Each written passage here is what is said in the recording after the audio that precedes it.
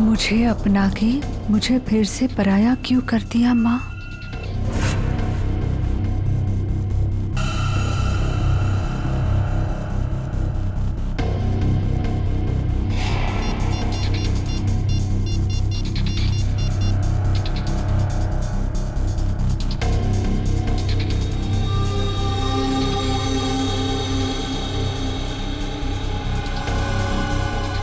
क्या आपने मुझसे कभी प्यार नहीं किया माँ?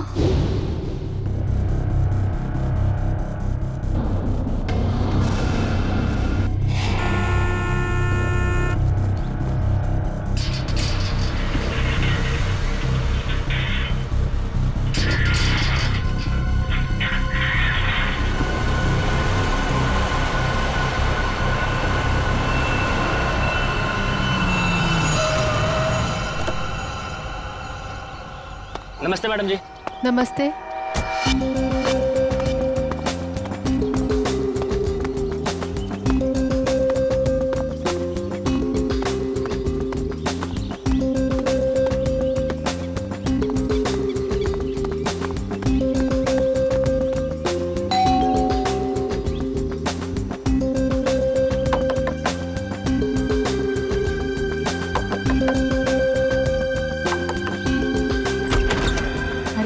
दरवाजा कैसे खुला है?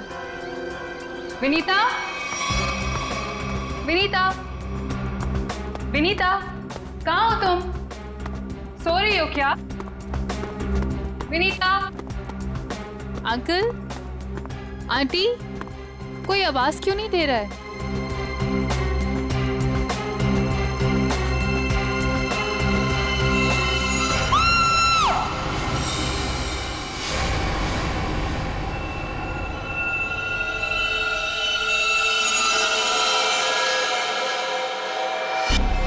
काफी खून बहा है सिर से, लगता है किसी भारी चीज से मारा गया है। सर बाथरूम में ये लोहे का रॉड मिला है सर, इस पे ताजे खून के धब्बे हैं। हो सकता है इन दोनों को मारने के लिए इस रॉड का इस्तेमाल किया गया है। उंगलियों के निशान मिल सकते हैं इस पे, संभाल कर रख दो।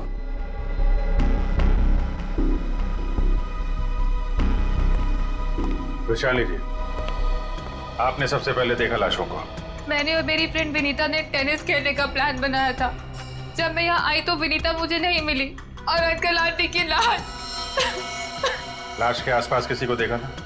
यहाँ पे कोई नहीं था। और बाहर का दरवाजा खुला हुआ था? जी, पर मुझे विनीता की फिक्र हो रही है क्योंकि उसका फोन सुबह से बंद आ रहा है। विनीता की फोटो है आपके पास? फोटो तो ये रही।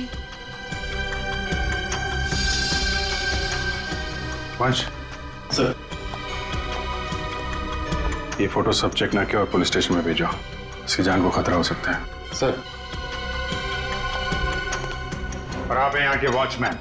वॉचमैन का मतलब समझते हो? घर का रखवाला। ये रखवाली की तुमने अपने मालिक और मालकिन की? कैसे कहूँ साहब, अब तो ये बोझ पूरी जिंदगी मेरी आत्मा पर रहने वाला। तुम्हारे रहते हुए खूनी अंदर आया तो आया कैसे? ये बात तो मेरे लिए भी पहेली बनी हुई है। ऐसी पहेली सुलझाना सीआईडी को अच्छी तरीके से आता है। प्लीज साहब, मेरे बाबूजी से इस तरह बात मत कीजिए, ये दिल के मरीज है और अगर इन्हें कुछ हो गया तो मेरा क्या होगा? चुप कर, माफ करना साहब, मेरा बेटा है, मुझसे बहुत प्यार करता है। चल जा, बाहर जाके बैठ। कल रात विनीता घर पे थी? हाँ साहब, वो घर पे ही थी, मगर रात को देर से आई थी। 2 बजे घर पे आई थी वो। और वैशाली जी, आप कितने बजे आए? सुबह 8 बजे। मतलब विनीता यहाँ से रात 2 बजे से सुबह 8 बजे के बीच में गई है? नहीं गई साहब। नहीं गई है तो घर पे कहाँ है? तुम ड्यूटी पे कितने बजे सो रहे थे ये बताओ। नहीं साहब, हम बिल्कुल नहीं सोए। सोने की बात तो दूर, हमने सेकंड की झपकी भी नहीं ली। तो क्या वो खूनी आसमान से उड़ के इस घर में आया? हाँ? वैशाली एक बात बता, विनीता के परिवार वालों की किसी से कोई दुश्मनी थी? मुझे इस बारे में कुछ नहीं पता। अच्छा, विनीता के बारे में आप हमें और क्या बता सकती हैं? विनीता मुझसे अपने सारे सुख दुख बांटती थी, बस उसे अपने अनाथ होने की हीन भावना महसूस होती रहती थी। एक मिनट, आपने कहा कि विनीता अनाथ है? अंकल आंटी ने उसे गोद ले रखा था। अच्छा, विनीता का सुरेश जी और उनकी पत्नी के साथ कैसा संबंध था? बहुत अच्छा था, जैसे कि उसके सगे माँ बाप हो। पर विनीता से वो एक ही बात से नाराज होते थे। कौन सी बात? रोहन। ये रोहन कौन है? वो सुरेश अंकल के दोस्त धनराज जी का बेटा था। उससे विनीता बहुत प्यार करती थी, पर इन्हें ये रिश्ता जरा भी मंजूर नहीं था। रोहन ठीक आदमी नहीं था क्या? एक नंबर का शराबी। उसकी शराब पीने की लत की वजह से उसके माँ बाप ने उसे जायदाद से बेदखल कर दिया था। शराब पीने के बाद उसे कुछ भी होश नहीं रहता। एक बार तो उसने मेरे सामने इतना बड़ा ड्रामा क्रिएट किया था। विनीता दरवाजा खोलो, खोलो दरवाजा। मैंने कहा दरवाजा खोलो वरना मैं दरवाजा तोड़ दूंगा। रोहन, मैं तुमसे अभी कोई बात नहीं कर सकती, प्लीज चले जाओ यहाँ से। मुझे अभी बात करनी है, मुझे इसी वक्त बात करनी है। खोलो दरवाजा, खोलो। साहब बिटिया ने मना किया ना, वो आपसे नहीं मिलना चाहती है, आप जाइए यहाँ से। विनीता, ये क्या कर रही हो? दरवाजा मत खोलो। मुझसे इस तरह से बात करने वाला चला। हाँ विनीता, तो तुम्हारे पापा एकदम सही कह रहे हैं। अभी वो होश में नहीं है, दरवाजा मत खोलना। और अच्छे से समझा दे कि दोबारा मुझसे पंगा ना ले। हट। विनीता, ये क्या ड्रामा लगा रखा है रोहन? चलो, अभी चलो यहाँ से। अरे, और माफी मांगो इनसे। सॉरी, सॉरी वॉचमैन अंकल, मुझसे गलती हो गई। ये मेरी बदतमीजी की कीमत। दारू पी के तुम कुछ भी करते हो ना, कुछ भी बकते हो। चलो यहाँ से, चलो रोहन। हो सकता है इस रोहन ने शराब के नशे में आके सुरेश जी और उनकी पत्नी का खून कर दिया, और फिर विनीता को अपने साथ लेकर चला गया। इस रोहन का नंबर है आपके पास? हाँ, नंबर तो है मेरे पास। 1982345561।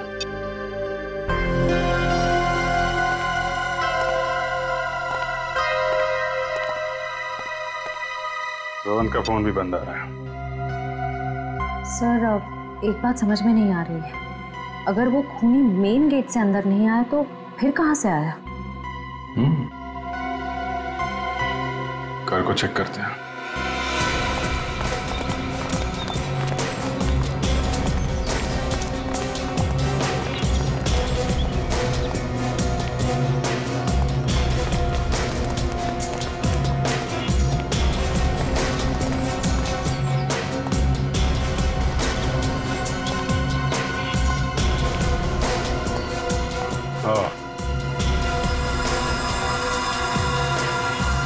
ये देखा?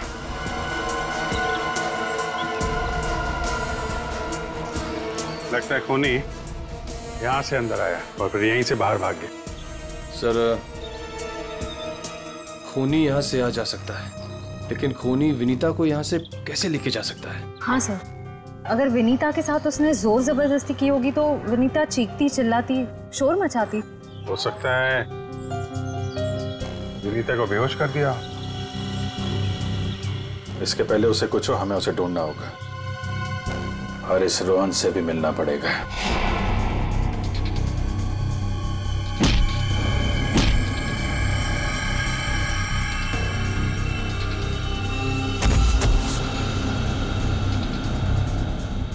सर, अभिजीत सर ने रोहन का यही का पता बताया।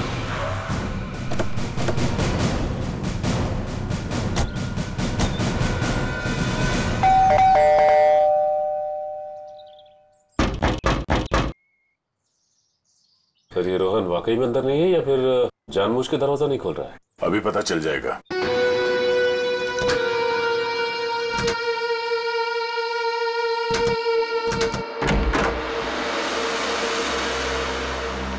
हो सकता है उसने विनीता को यहीं कहीं छुपा के रखा हो। घर में सामान भी ज्यादा नहीं है, पूरा घर खाली दिखाई दे रहा है। हाँ, वैसे भी कंगाल है वो। माँ बाप ने तो बेदखल कर दिया था उसे। सचिन,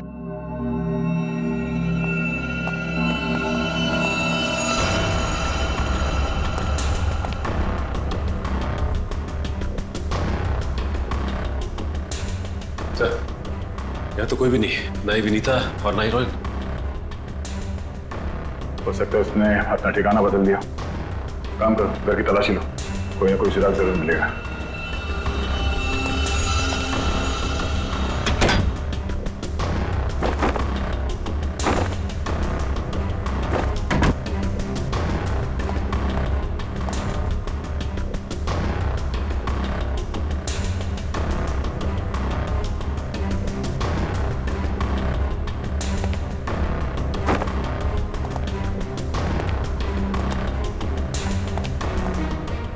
तरफ किताबें ही किताबें पढ़ी। लगता है इस रोहन को किताबें पढ़ने का बहुत शौक था। नजरिया बदलिए, बहुत अच्छी किताब है ये।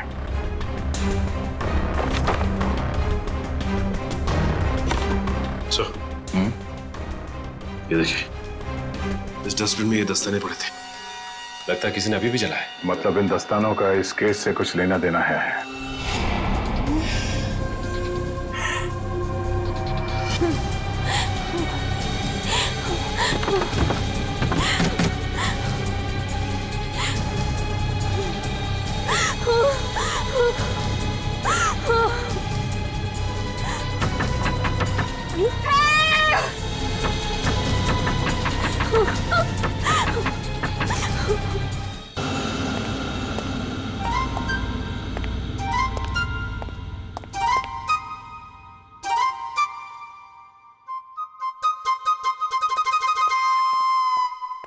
Ready sir.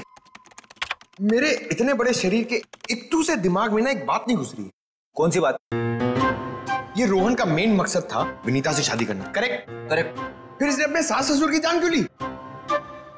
अरे वृषाली ने बताया था ना कि उसे शराब पीने की बहुत जबरदस्त लत थी, और शराब के नशे में लोग अक्सर कुछ भी कर जाते, उन्हें कुछ याद नहीं रहता। हाँ क्या? क्या? शराब के नशे में इतनी ऊंची दीवार कोई कैसे चढ़ सकता है, भले रस्सी के सहारे क्यों? और फिर विनीता, वो तो शराब नहीं पीती, वो क्यों गई रोहन के साथ? सर वैसे भी विनीता तो उनकी सगी बेटी थोड़ी थी। जो कुछ भी हो, जो कुछ भी हो, लेकिन वो अपने माता पिता से बहुत प्यार करती थी। नहीं नहीं नहीं, कुछ और ही चक्कर है। लगता है इन दोनों को मारने का ही प्लान था। सर हाँ, लगता है ये काम किसी लुटेरे का होगा। फ्रेडी लुटेरा नहीं हो सकता। कोई लूटने के लिए आता तो घर का सारा सामान वैसे के वैसे कैसे रहता? नहीं नहीं, ये मुजरिम जो भी है ना, उसका एक ही मकसद था, इन दोनों को खत्म करने का। सर, हाँ, एक बहुत ही हैरान कर देने वाली बात पता चली है। क्या? सर विनीता ने 1 हफ्ते पहले फायर ब्रिगेड में फोन किया था, और ये रही उस फोन कॉल की audio clip. Hello fire brigade, मेरे घर में आग लगी है, प्लीज जल्दी किसी को भेज दीजिए। मेरा एड्रेस है 603 हर्ष विहार शांति नगर। लेकिन सर जब फायर ब्रिगेड वाले उनके घर पहुंचे तो विनीता की मम्मी माला जी ने उन्हें ये कहकर वापस भेज दिया कि वहां कोई आग वाग नहीं लगी है। हाँ, उसके घर में तो कोई आग लगने का निशान भी नहीं मिला। अरे झूठ क्यों कहा उसने? यही बात तो समझ में नहीं आ रही। फायर ब्रिगेड वाले ने खुद देखा था स्टोर रूम से धुआं निकलते हुए। उसने अंदर जाना भी चाहा, लेकिन माला जी ने उसे रोक दिया। माला जी ने फायर ब्रिगेड वाले को अंदर जाने से रोक दिया? क्यों? कुछ और ही चक्कर है।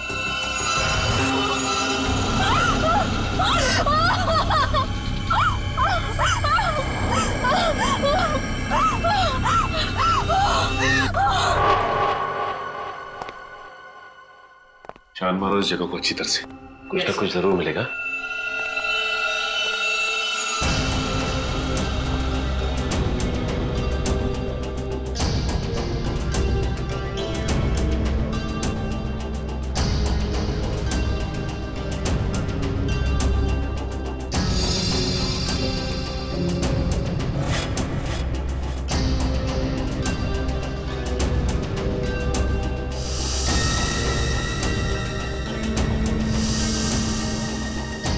ये क्या हुआ सर? सीलिंग पे पेंटिंग बनाया। बड़ी ही अजीब बात है। देखते।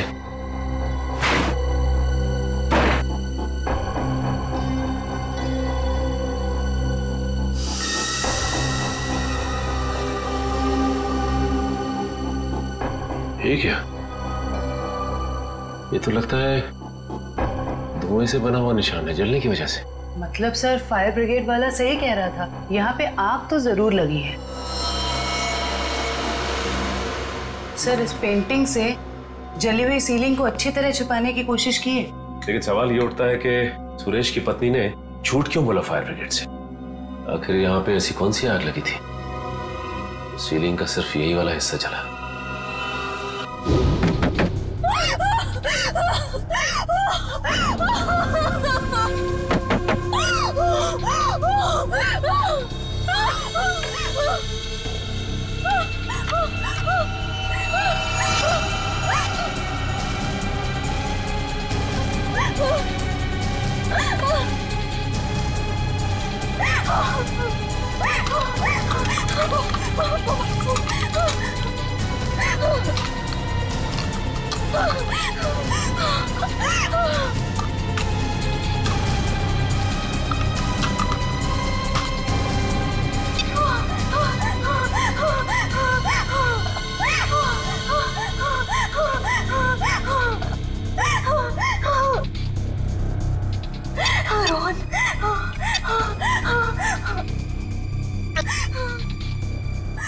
रोहन फोन क्यों नहीं उठा रहा?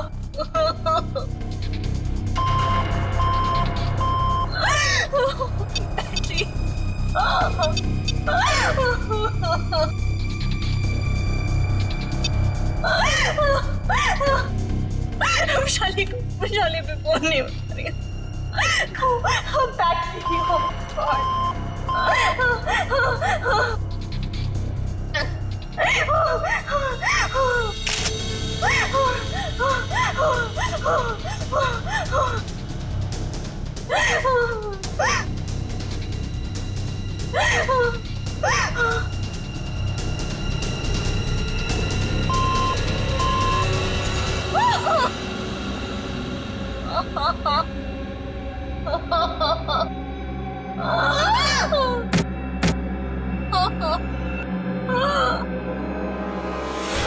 बस मौत रात को 1 बजे से 3 बजे के बीच में हुई है।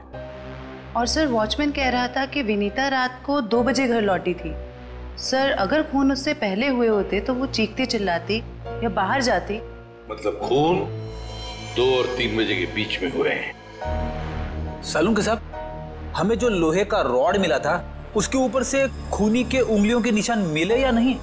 नहीं, बस कोई उंगलियों के निशान नहीं मिले। नहीं मिले? रोहन के घर में से हमें आधे जले हुए ग्लव्स मिले थे। कहीं रोहन ने वो ग्लव्स तो नहीं पहने थे ये खून करते वक्त? हो सकता है। तारिका वही चेक कर रही है। सर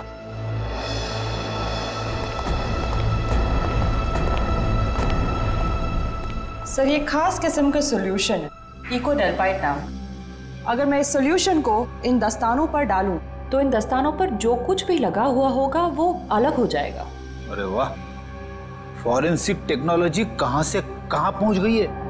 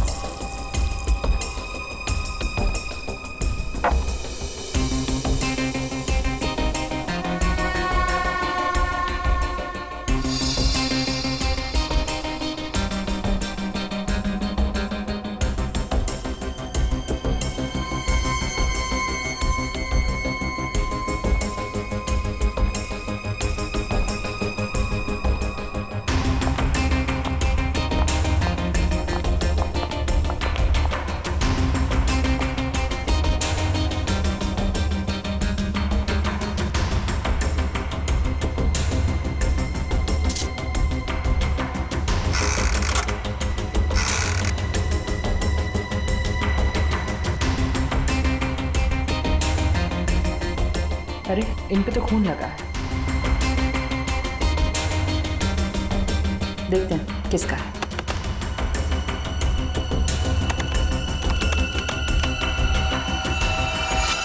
पॉजिटिव सर, ये खून मिस्टर एंड मिसेस सुरेश का ही है। मतलब सर ये खून रोहन ने ही किया है? एक मिनट बोलो।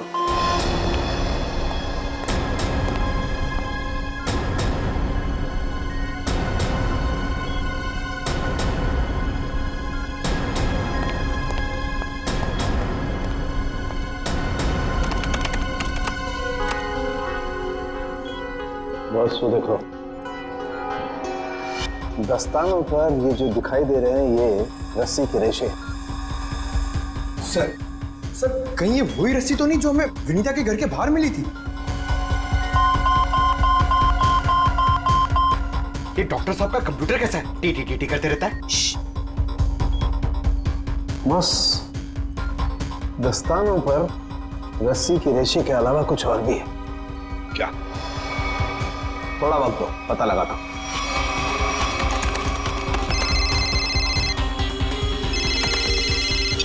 हाँ श्रेया, ठीक है। क्या? सर विनीता का फोन थोड़ी देर के लिए ऑन हुआ था, उसके घर के बिल्कुल करीब। और सर उसने सोशल नेटवर्किंग साइट पे अपनी दोस्त को एक SOS मैसेज भी भेजा है। श्रेया मुझे लिंक अभी भेज रही है सर, ये देखिए सर। मैं घुटन से मर रही हूं, प्लीज मुझे बचाओ। Vinita, my God.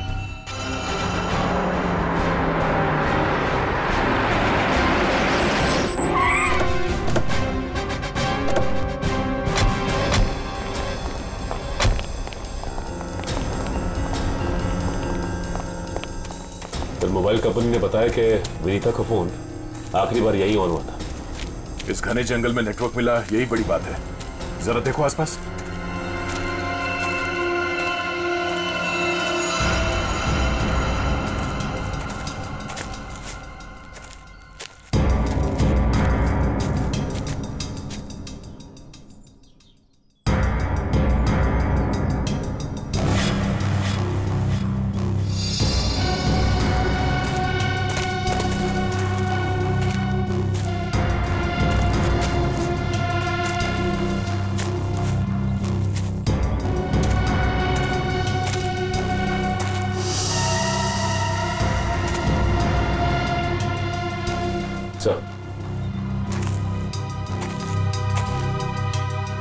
सामने एक झोपड़ी दिखाई दे रही है।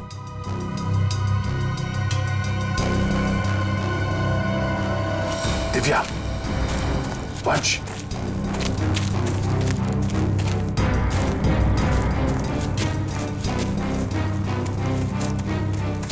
चौकन्ने रहना।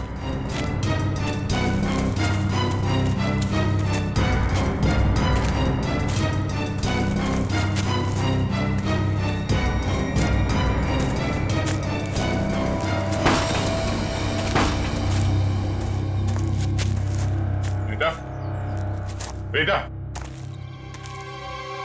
तो तलाशी लो।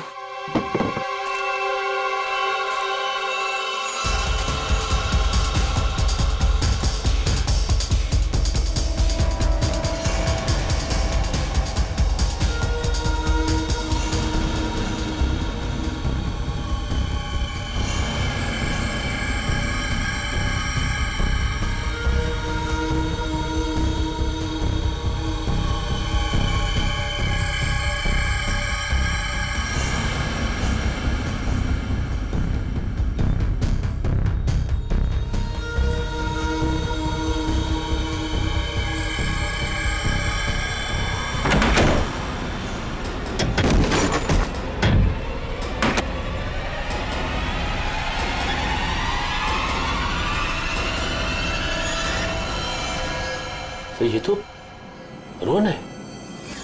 सॉरी वॉचमैन अंकल, मुझसे गलती हो गई।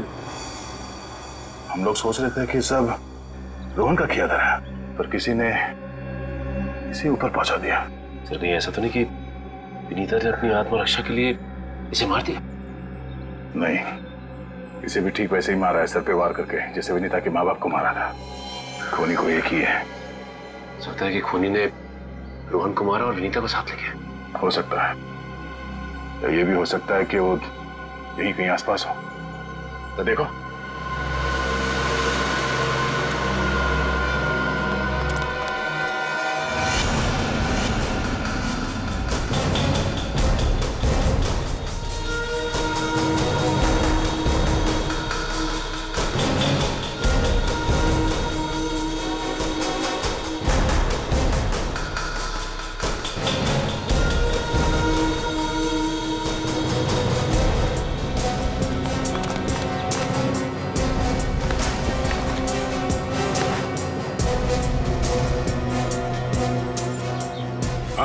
आसपास भी कुछ नहीं मिला। तो कुछ नहीं मिला। सर ये देखिए, फावड़ा और कुदाल।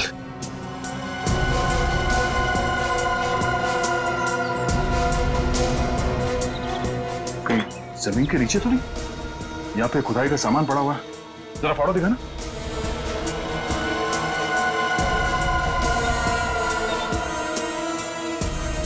इस फावड़े पे गीली मिट्टी लगी हुई और ये पत्ता। तो विनीता को यहाँ जमीन के नीचे रखा गया है, जंगल के किसी ऐसे हिस्से में जहाँ पे ये पत्ते मिलते हो। ढूंढो, जरा देखो आसपास।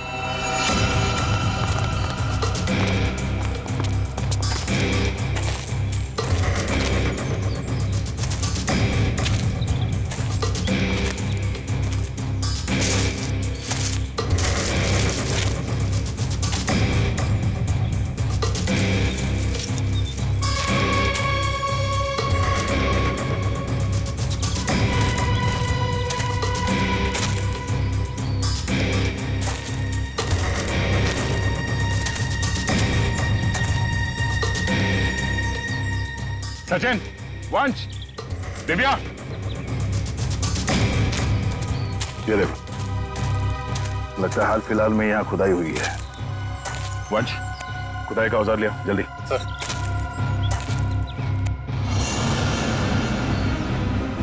गुड, यहाँ पे खोदना शुरू करो।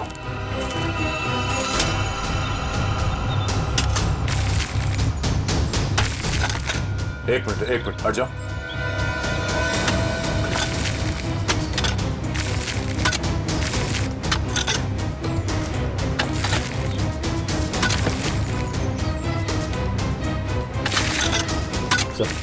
हाँ? कुछ है। एक मिनट, खोदा बंद करो, हाथ से निकालो।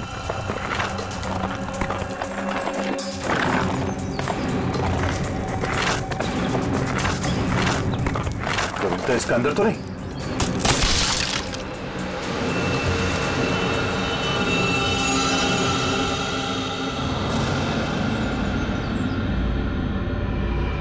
विनीता! ओह नो, सांसें धीमी चल रही है, इसे अस्पताल ले जाना होगा। निकालो उसको बाहर जल्दी। हाथ दो, निकालो बाहर निकालो। पैर पकड़ो उसके। चलो।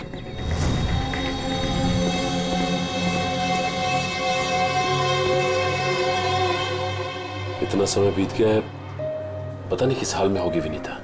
हम तो वक्त रहते उसे यहाँ ले आए, उम्मीद तो यही है कि वो ठीक हो जाएगी। ठीक भी हो जाएगी तो भी रोहन की मौत और उसके माँ बाप की मौत का सदमा पता नहीं बर्दाश्त कर पाएगी कि नहीं। मैं हमेशा कहता हूँ कि सीआईडी में सबसे मुश्किल काम यही है, किसी को किसी अपने की मौत की खबर देना। हाँ डॉक्टर साहब, कैसी है विनीता? अब खतरे से बाहर है, उन्हें होश आ गया। गुड, हम उनसे बात कर सकते हैं? हाँ बात कर सकते हैं, लेकिन वो काफी तनाव में, बहुत देर तक कम ऑक्सीजन में रहने की वजह से फिलहाल बहुत ज्यादा कमजोर है वो। थोड़ा संभाल के ध्यान रखिएगा इस बात का। ठीक है, हम इस बात का ख्याल रखेंगे। Thank you. चलो।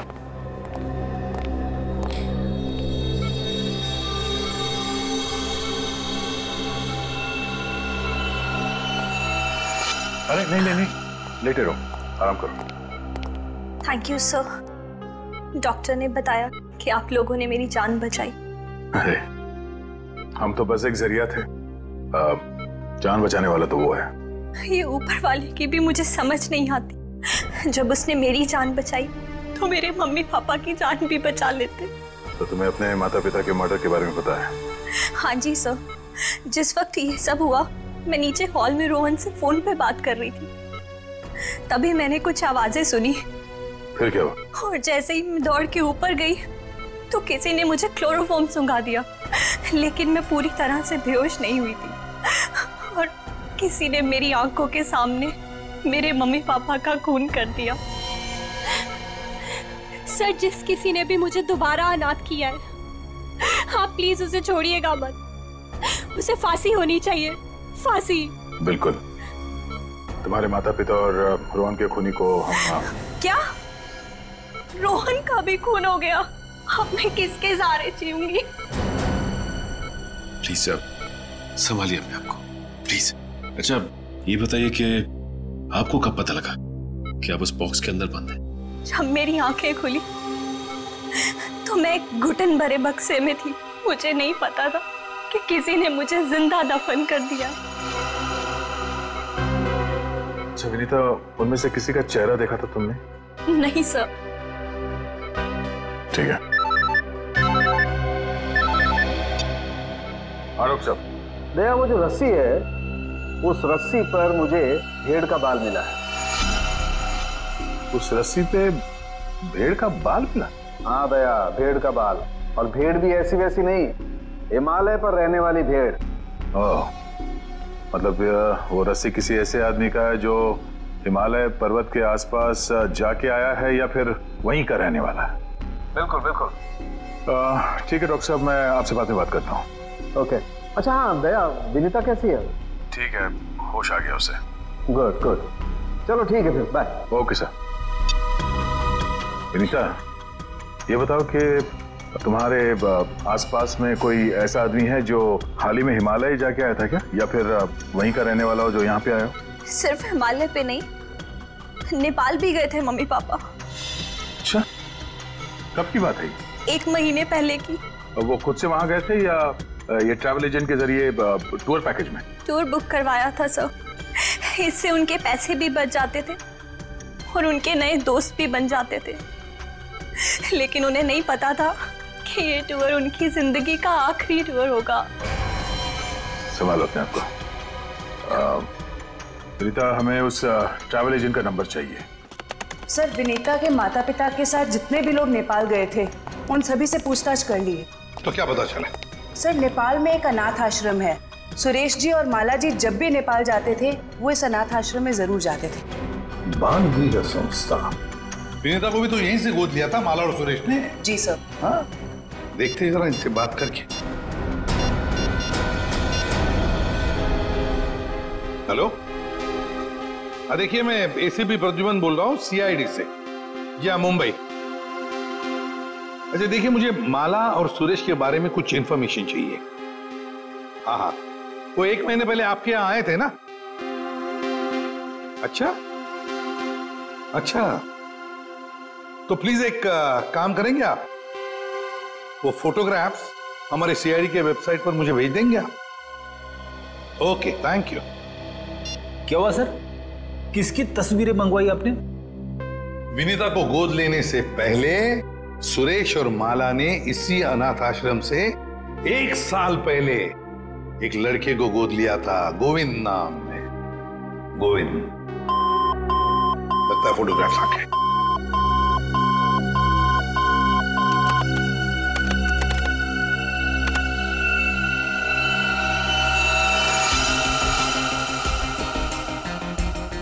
पांच साल की उम्र थी, साल 1999।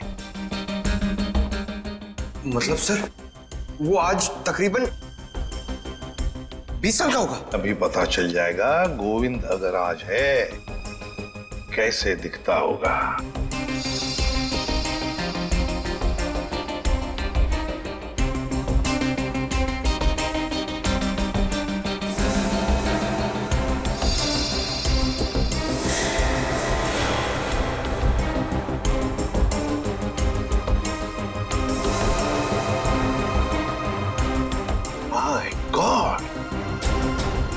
माय गॉड, ये गोविंद है।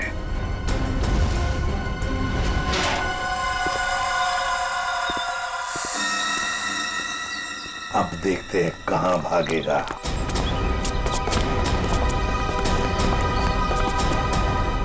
ठीक है सर, हमें देख के अंदर भाग गया है। जब गीदड़ की मौत आती है तो वो शहर की तरफ भागता है, मगर ये तो अंदर भाग गया। मगर सर, वो अंदर की तरफ क्यों भागा? वो तो पकड़ा जाएगा। ऐसे मुजरिम बाहर की तरफ भागते हैं, मगर ये अंदर भागे या बाहर, पकड़ा तो ये जाएगा ही। कहां गया ये? अभिजीत, दया सर, फैल जाओ, मैं सामने से घुसता हूं।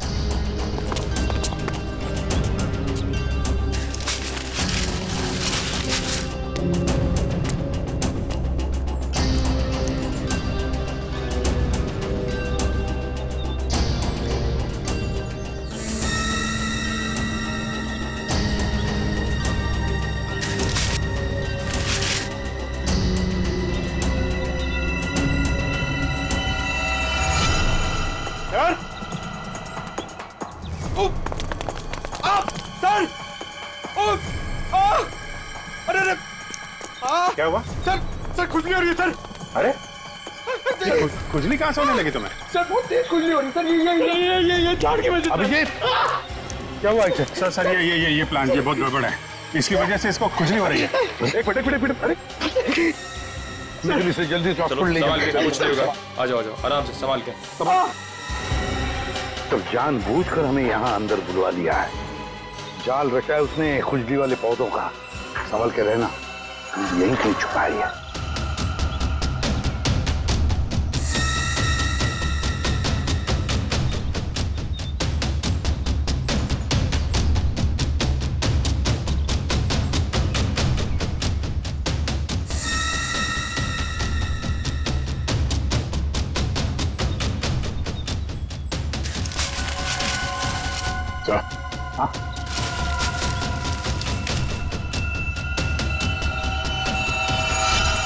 चलो बाहर देख लो, बहुत बना लिया पौधों को हथियार।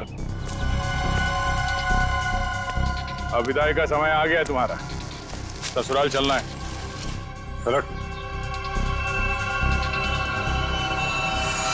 प्लीज साहब, मेरे बाबूजी से इस तरह बात मत कीजिए। बहुत गड्ढे खोद लिए दूसरों के लिए, गिर गए ना उसी में। सर पानी मंगाइए सर, वरना मैं खुजली से मर जाऊंगा। पानी क्यों? खुजली का इलाज हम अपने साथ लेके चलते हैं। किसी औलाद के लिए अपने माँ बाप का खून करना इतना आसान नहीं होता सर, फिर चाहे वो माँ बाप सौतेले क्यों ना हो। गोद लिया था ना उन्होंने तुम्हें, फिर वॉचमैन को क्यों सौंप दिया? यही सच तो मैं भी जानना चाहता था सर, कि मुझे गोद लेने के 1 साल बाद मेरे माँ बाप को ऐसा क्या सूझा कि उन्हें लगा उन्हें एक लड़की को गोद लेना चाहिए, और मुझे फिर ऐसे ही सड़क पर छोड़ दिया और विनीता को गोद ले लिया। क्या तुम्हें सड़क पे छोड़ दिया? हाँ सर, ऐसा बर्ताव तो कोई अपने जानवर के साथ भी नहीं करता, जैसा उन लोगों ने मेरे साथ किया। वो तो भला हो मेरे बाबूजी का, जो उन्होंने मुझे रोता हुआ बस स्टॉप पर देखा और अपने साथ अपने घर ले गए, और तो मेरी अच्छी परवरिश की उन्होंने। सुरेश और माला ने पहचाना नहीं तुम्हें? नहीं सर, मैंने हाल फिलहाल में उनके घर जाना शुरू किया था। मेरे बाबूजी की उम्र हो गई थी, तो मुझे लगा मुझे नौकरी करनी चाहिए। क्या तुम्हारे बाबूजी जानते नहीं थे कि तुम उनके मालिक के बेटे हो? नहीं सर, जब मैं उन्हें मिला था तब वो वहां काम नहीं करते थे, और सर मैं इसे कोई इत्तेफाक नहीं कहूंगा, तो भगवान ने मेरे साथ इंसाफ की। तुम्हें किसने अधिकार दिया सजा देने का? सजा देने का हक सिर्फ अदालत को है। क्या तुम शुरू में ही पहचान गए थे उन दोनों को? ये बात तुम्हें मालूम कैसे पड़ी कि उन्होंने तुम्हारे साथ ऐसा किया था? नहीं पहचाना था सर। एक दिन मैं बगीचे में काम कर रहा था, तो माला मेम साहब ने मुझे घर के अंदर बुलाया था किसी काम से। विनोद! जी मेम साहब। जरा ऊपर आना, तो काम है। अभी आया। जी मेम साहब। विनोद, देखो ये पुरानी अलमारी है, इसे ठीक से स्टोर रूम में रख देना। हाँ जी मेम साहब। हाँ।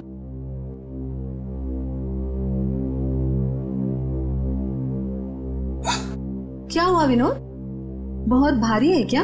बहुत ज्यादा भारी मेम साहब। एक काम करता हूँ, इसमें से कुछ सामान बाहर निकाल लेता हूँ। मगर निकाला हुआ सामान फिर से रख देना अंदर। हाँ जी मेम साहब। हाँ।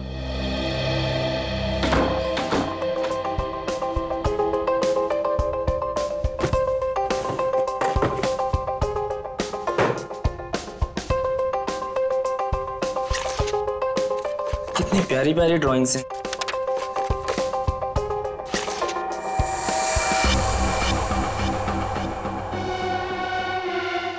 ये तस्वीर तो मेरे बचपन की है। इसका मतलब साहब और मेम साहब ने मुझे गोद लिया था। विनोद, कितनी देर, जल्दी करो। जी मेम साहब, बस हो गया।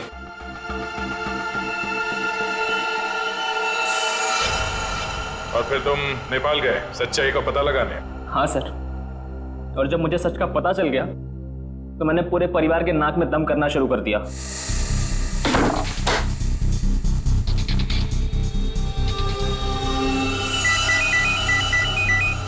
किसका फोन है?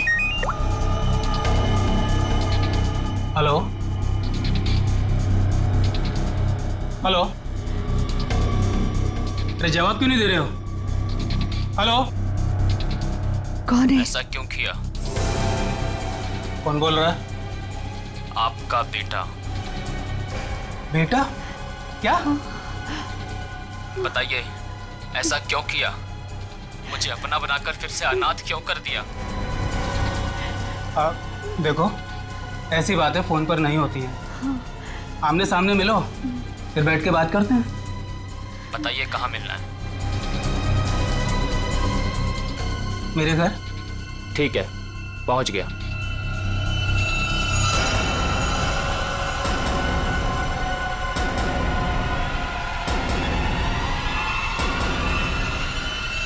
स्टोर रूम की अलमारी में तुम्ही ने आग लगाई थी ना? हाँ सर, पर माला जी नहीं चाहती थी कि उनकी सच्चाई दुनिया को मालूम पड़े और समाज में उनकी बेइज्जती हो, इसीलिए फायर ब्रिगेड को भी उन्होंने वापस भिजवा दिया। और रोहन? रोहन को क्यों मारा? मैं रोहन को नहीं मारना चाहता था सर, उससे मेरा कोई लेना देना था ही नहीं। मैं तो उसके घर गया हुआ था वो दस्ताने रखने के लिए, ताकि आप लोगों को दस्ताने उसके घर से मिले और आप लोग उस पर शक करें। उसने मुझे देख लिया सर, मजबूरन मुझे उसे मारना पड़ा। बदले की आग में तूने 3 खून किए, एक मासूम को जिंदा दफनाने की कोशिश भी की। ये कैसा बदला? ये बदले की आग तुम्हें फांसी के फंदे तक ले जाएगी, फांसी के फंदे तक।